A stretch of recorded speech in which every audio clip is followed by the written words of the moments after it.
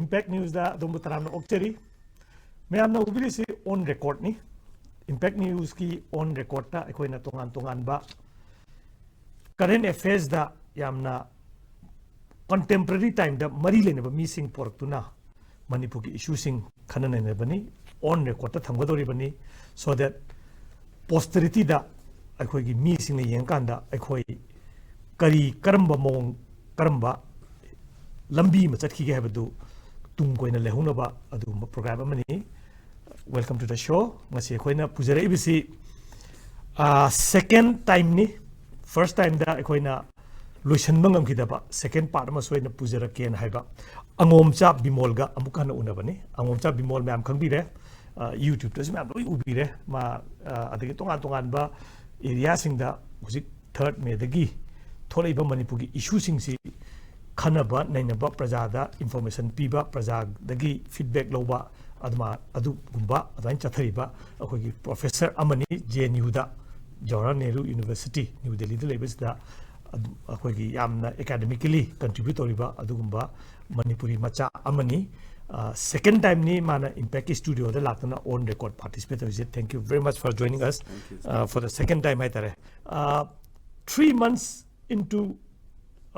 the conflict hai tare Manipur ki ngasi issue third me da hobus de tha humlo ngasi di tha tara sujale tha tara sujak da kari ahong bo ubage kari hojik akhoi gi praja myam da kari makhan tari ge se khoi kasi ngasi khana ne do ni. Thank you for reminding that you were the first inaugural guest ni haidana first thing da ahan bada akhoi khana grisi bimol ga khoi ahamba episode ta khana grisi colonial narrative ma'am दुने अखोई British ना इरंबल like the युमफम ओइरगा करमाइन तौदना अखोई की Wakal loan से impact लेदना ngasi हिल valley divide अदगी plane गा हिल गा की मरक्सिदा misconception लेरंबा pull-up वांगना लेमिनबा तारगसु खरा हमना plain people where actually plain people नत्ते बगी आर्गुमेंट का तो Bimol फजन थबिग्रे 10 months down the line उसी लाकदुर क्वेश्चन दी करी अहोंग उई ahong base aingon da di sangdarak basina change amadana change later ba mo ui hadi. I think the first time aina ko gi national media da aina in the print ko Shekhar Gupta gi magi print da han aina hanan ba interview bi base national media da ki crisis da man oi ba adai da aina high aina kai high hi da every orchestrated violence has a political goal amalay any sigi violence maina same sarga torokpa violence ama sporadic wena thokuna tabako si adum violence amni si orchestrated warga torokpa sigi goal amalay bam to edo goal ji kaino si imang de ngan ure nai hai kari hai da 12th of May ang ahum darga numit tarani hek surakpada separate administration ni wangang ba hawreba aduna ini si partition ki policy ni machini na ngang pase ay adun mi to high rabaneba. This violence has something to do with a political aspiration of certain group of people haitra through amagi magi political ki goal amaga sagon na ba hingsa tholai ne high ge 10 months down the line it becomes more clearer to me adu tana ba sin mane ji kai no da political level khata the crisis ta was negotiate ta lie aduga societal level jauna crisis loga di inevitable way they have a language yam to season ne moina matam da hojikti akoi tukai leiba se hong ba ya roi da ba inevitable way ba pot ne se moi adum me de hai ba hogre ba sigi inevitable way masidi taw da ba ya dra ba pot ni ma tukai na leiba hai ba gi pot se tare hai no moina argue to bu se si he na ma pangan kanjana na ba irang si political level da na kana society level da bok thoa laga adegi Manipur have state India ki state ki saruk amo riba constitutional authority ga se lo ina mak sabar torok bagi science ya hana de ngasi di hana clear oire DC gi mai thadok pa SP nawa lo de Manipur police na changma ngamandri ba se the legitimacy of Manipur state over certain area which is claimed to be a part of separate administration taliba magi lammache sida Manipur gi state authority lehenda bagi poche mi dadi uram de na sumaina leram deba ngasi di hana clear oheleba ahong mo bu ai mo matung di sini amada ngam da ba haiba maga taw da ba haiba maga ani suiba Indian state na asuk powerful Prithvi da military da quite powerful over me taragi list sama sem da cham chani hena leriba Prithvi da level like park sigi cham chani gi list semak pada quite a militarily powerful over si khangat pam da top 10 manung da chalaba like park economic power is one of the biggest powerful over economy over like park amana Rwanda da kaida koi gi moina banana republic kaida hexida viba adu mada thoka da way type ta no mai kapna da nei phong phong state ki authority later way type ta tawri ba mong sa thingjan ma ngam da bana te tawhal le bani taw da bani mase pandam ma soidana leram gani ai haijai ba ko mase ina lo selak ta ina chingna je je kaino si kanum ta shanti se khoi su ware yana ba khara tawra se hare ngasai gi inevitable oi chi tawdaba yadabni harga khara pithok rasi kaidorga khara pithok pisin tawnaraga haina rational oiba malala kana ngasai pot ama tana na silak para haibasa aigi mota Manipur ki territory ngakane na leiriba major community maitei se softening tawrini hangi bra natin ngasai gi policy te tana hojik mo haidoi se political contestation na krisidi ngang bhore I have heard from moigi Mapandar leba supporter intellectuals powerful journalists sing ngang ba bureaucrats sing ngang ba itare ba politicians sing ngang ba tare ba kai haige da as moi ge device di yam thina deep oi re guys ada in onjal laga moi di hai bane ba di ai gi mapanda ina wa ngang ba da matamam the European colonial forces singina India da di adagi Africa da to is tribalism na taga communalism hai je moi di nunga yar ba moi gi khena bani chusan na ba yar roi da bani haira nanga madu mai na ngasi gi India gi intellectual elite mayam jina third world gi type ti yeng mi gi type moi is di manung da I da yar ba hana khena bani rather than looking at it as a manufactured divide system of manufacture to divide na yeng naturally given over hatred like community ki type to uba mi engse mase hana colonial Europeans in Africa the India gum the yeng meba moi masen khadai se pitora ba natural or conflict ne na moi ne sema moi gi rule no tola mane habe gi mota maite is a backbone of Manipur ne Manipur is a body or ga di ko maite is a backbone ni backbone na body ni habe di aroi Maitais are not Manipur, but it is the backbone. Masisu akogi semit nondagi kaidagi thugairaga leibe ade karwata ware paisa lokthok loksin ni akoisi sam shanti oidre haraga chenhangiba mapanda all the talented entrepreneurs educated people in the chathoki bise koina hana dagi prithvi da malem da khanaraba brain drain nai nam leba si tholaga sigi kunai se backbone of you semit longa Law in the Tugairaga go.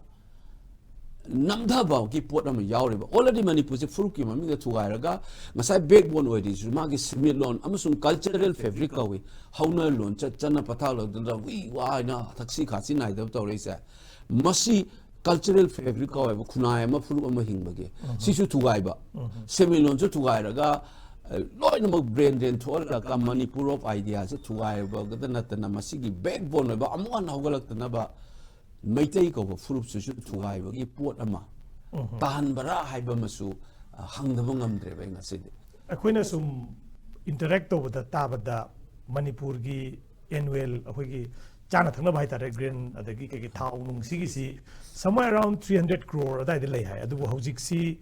60 70 ma da tare hai dana some trade area da toba masi maram karino hai matam da supplies Imphal gi khuthang da janam ba supplies mayam je for example Ukhrul Senapati Churchanpur si mayam je Dimapur da gi direct je sami gi khuthang da northern side da chakhiba western side amasung kano singsina akoi Senapati ba buji Dimapur supply to ragra kaino gi side china Churchanpur amasung southern side china Silchar da gi masi anuba hab amoina orapagi sigi impact sikari warbiya sini I have been saying this now. Princely state changwa chatru muknai changaga India da tawraga India haiba ma form tawhrinne sigi federation sigi conception je government of India 1935 ni han haline ba Federation of India haine ba princely state mayam se ka moina British India na moina directly rule to ba ani je punja laga polity ma sem na bo na je 1935 act si dina adu ki tholo khibe India ne post colonial period aduna 1935 act na federation hai why decision nei adu hoji go decision na union hai federation ja moi constituent assembly da su ye nei ba yam federation hai ga da union hai ga da kai sigi posi le pasida sigi structure se le ra ba da koi gi state list concurrent list and union list aina division of competency ki power se divide tawri ne state ki semblance sam lai ne ba sigi sman state sema pa mayam se da princely state changi ba mayam se si se amna aina am curious of pot ni ko masa gi hana lai jaram ba territorial ma gi saktam kai da bi da chai humranga post colonial period ningkha tam ba matung chai humranga ba da le ram ni se ahum khak da ne ba Jammu and Kashmir haibamga Manipur haibamaga Tripura haibamga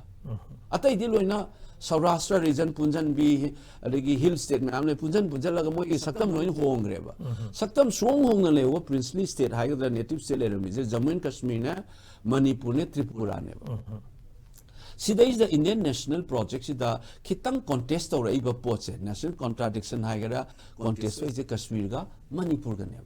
Tripura na mo overwhelmingly Bengali mem ching lag tagi Tripura in mo ye development le sing marginalized or le thokre ba ko so it's no longer a threat to the Indian state in that sense problem le is sai Kashmir ga Manipur ga sineba aduna Kashmir thuai ga ba Manipur de pick puni na thuai ba di farak ta do ba yaraga de su thuai do di yarak to mo mandraga na idea of Manipur madugi nungda le ri ba spirit madugi backbone mayam se at the thuai again na tawlak pala sine aina khanjari se media gi role je akoi mapan gi media mayam han loramba post 3rd May saida akoi bimol gi team na su akoi apet media sing study taw khreng khale kari finding lay aduga madugi finding dudagi ahongba hojik 10 months down the line shift am di ubra kamai le minor shift you aduga akoi no fangba study by the way study se akoi mi khara di accessible oibne reporter but widely circulate taw no ko hojik kan honari hai di free oina thado oge na ko si report say everybody should get access and akoi na hana limited mi khara thaba ko na tabida adu urakan mayam su urakani number 1 akoi phang je national media se bias oi factually oi de adu oi di se akoi oi na complaint to goda nate akoi ni yengai se akoi ga criteria se akoi na press council of India gi conduct 2022 gi standard moina sare ba se verify to goda bani source piraga inform to goda bani conflict the two sides of the story tagada bani haibana chingbagi wa adegi opinion piece iba makta da su it should be based on verified and established fact kind high ba mayam sa standards sing follow to brain yeng mane ba to de number 1 akoina phangap se kai phanga da akoina views and news in angle am de yeng ba incident number 2 pa dana villagers am ko to ba da kanam ko to ba cookie gi furu umanga to na taweba namana overwhelmingly moinoeba aduna report is 700 watt iriba khara chawba news na khara tien ba na 300 400 iriba news sing sida adu ma quote se paragraph mangai manunga ani ko toksan ma ama tor kum ju kai do ga overwhelmingly news it was conveyed from certain vantage point kana guma furu umagi mi yengi da yengba mi yengi report ngak tan heba ma koina ureba ko they could textual analysis and discourse analysis some the da season about haidana